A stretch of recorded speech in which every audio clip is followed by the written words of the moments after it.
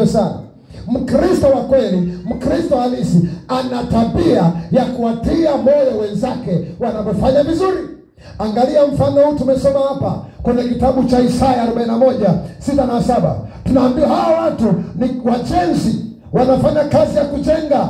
Tunaambiwa mpiga fuawe akaanza kumpongeza mwenzake, akampongeza seremala, akamwambia kazi yako ni njema, na mwingine naye akamwambia mwenzake kazi yako ni njema, wakapongezana. Bwana Yesu asifiwe sana. Haleluya. Hii ndio tabia nyumbani mwa Bwana. Unapoona mwenzako amefanya vizuri, mpongeze.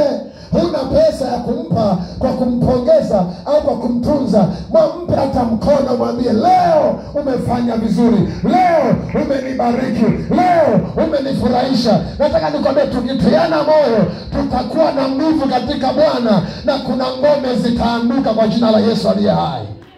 Jamani, haleluya. Bwana atusaidie sana. Wanasema wakatiana moyo, wakaimizana.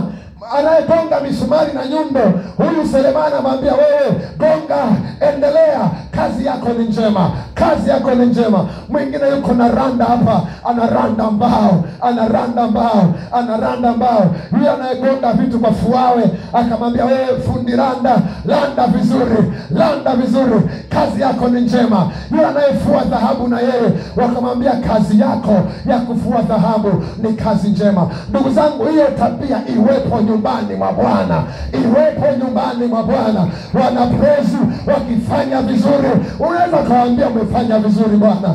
Mwalimu wako wa prezi akifanya vizuri, mwambie umefanya vizuri. Haleluya.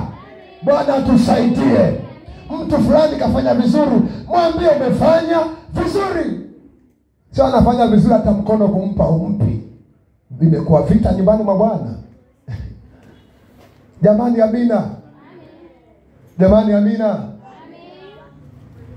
Omba jirani yako, tujifunze kupongezana.